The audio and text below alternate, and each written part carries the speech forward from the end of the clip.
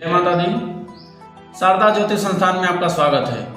आज हम चर्चा करेंगे मालव्य महापुरुष राजयोग के बारे में। पंच महापुरुष राजयोग में यह चौथा राजयोग है। 3 राजयोग हमने पिछली वीडियो में बना रखे हैं। वह राजयोग कौन कौन से थे? रुचक नामक महापुरुष राजयोग और भद्र नामक महापुरुष राजयोग और हंस नामक महापुरुष राजयोग हमने पिछली वीडियो में बना रखे हैं। आज हम चर्चा करेंगे मालव्य महापुरुष राजयोग के बारे में। यह एक बहुत ही भाग्यशाली राजयोग है। इसके बारे में आज हम चर्चा करेंगे। मैं ज्योतिर्विद विशाल शुक्ल। इस चैनल में जो लोग नए आए हैं लाइक करें, सब्सक्राइब करें, कमेंट करें और दूसरे लोगों तक अवश्य शेयर करें, जिससे यह जानकारियां सभी को प्राप्त हो सके। तो आइए हम बात करते हैं इसके बारे में। तो मालव्य महापुरुष राजयोग कैसे बनता है, सबसे पहले इसकी चर्चा करेंगे। तो जैसे आपकी जन्म कुंडली हो गई, आपकी जन्म कुंडली हो गई, जिसको लग्न कुंडली जो चार्ट होता है उसमें प्रथम भाव, जैसे प्रथम भाव होता है और चतुर्थ भाव और सप्तम भाव और दशम भाव, इन चारों भावों में, चारों भावों को केंद्र भाव कहते हैं। अगर इन चारों भावों में शुक्र स्वराशि का स्थित हो और अपने उच्च राशि का स्थित हो और किसी भी पीड़ित ग्रहों से पीड़ित न हो, उग्र ग्रहों से पीड़ित न हो और षष्ठेश, अष्टमेश और द्वादशेश से पीड़ित न हो, तो यह राजयोग बहुत ही फलदायी होता है। अब बात करते हैं स्वराशि, इनके शुक्र ग्रह की स्वराशि कौन कौन सी राशि हैं। तो वृष राशि दूसरी राशि जो होती है, वृष राशि पहली राशि हो गई और तुला राशि, इन 2 राशियों पे शुक्र स्वराशि होते हैं। और बात करते हैं उच्च राशि के बारे में, तो 12वीं राशि यानी मीन राशि, मीन राशि पे शुक्र ग्रह उच्च के होते हैं। इन 3 राशियों में अगर केंद्र भाव में, पहला नंबर तो केंद्र भाव में होना चाहिए चारों भाव में, दूसरा नंबर आया कि अपने स्वराशि को हूं, वृष राशि या तुला राशि को हूं, उसके बाद नहीं वृष राशि तुला राशि पर केंद्र भाव में ही मीन राशि को हूं, अपने उच्च राशि को हूं। अगर इस स्थिति में शुक्र बैठते हैं आपके जन्म कुंडली में, तो एक ही बहुत ही भाग्यशाली राजयोग होता है। लेकिन विशेष स्थिति इसमें यह रहेगी पीड़ित नहीं होना चाहिए।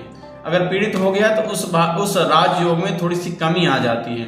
तो अब हम बात करते हैं राजयोग का फल क्या है, चर्चा करेंगे फल क्या है। सबसे पहले चर्चा करेंगे भौतिक सुख। भौतिक सुख, ऐसे व्यक्ति या स्त्री हो चाहे पुरुष हो, भौतिक सुख बहुत होता है। जैसे कि किसी भी प्रकार के कहीं भी हो जाए, कहीं भी रहें, एक तरीके से उनको सुख ही सुख प्राप्त होता है। किसी चीज की अभाव उनकी जिंदगी में नहीं महसूस होती है। दूसरी बात, अगर जैसे लग्न में बन गया या कहीं भी बन गया, चारों भाव में कहीं बन गया, शुक्र एक आकर्षण वाला ग्रह है। जैसे कि शुक्र जैसे लग्न में ही बन गया, तो उस जातक या जातिका के चेहरा जो रहेगा, इतना बनावट जो रहेगी, वो बहुत ही आकर्षक रहेगी, आकर्षक। उनको देखते मान कोई भी जैसे हो कि लगेगा कि हाँ ये बहुत ही सुंदर, मतलब आकर्षक वाला चेहरा है।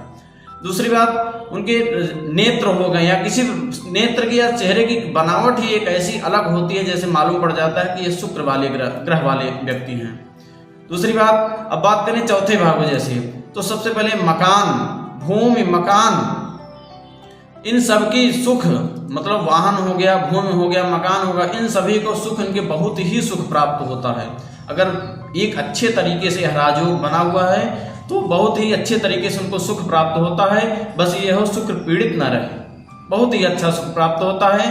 और बात करें इसके बाद क्या होता है, तृतीय भाव से भी द्वादशेश हो जाएंगे, तो इनको एक मित्रों से संबंध इनका बहुत अच्छा होता है। एक इनकी एक आकर्षता इतनी ज्यादा रहती है, मतलब कि दूसरे को अपने बातचीत से चाहे जैसे भी एक आकर्षण कर लेते हैं।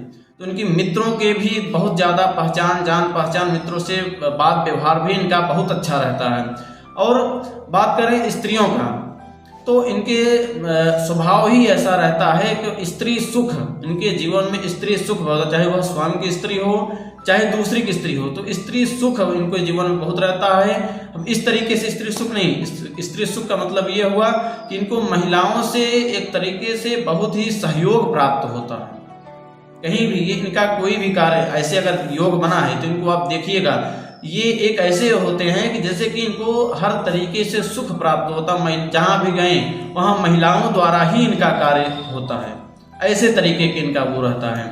दूसरी बात, अगर ये जैसे कोई कार्य करे, इनका कार्य ही अगर है तो सौंदर्य संबंधित इनका कार्य हो, चाहे बिजनेस हो चाहे नौकरी हो, जो भी सौंदर्य संबंधित, जैसे ये कॉस्मेटिक की दुकान हो गई या स्त्रियों संबंधित किसी भी चीज का ये कार्य कर रहे हैं तो उनके बहुत अच्छा लाभ प्राप्त होगा।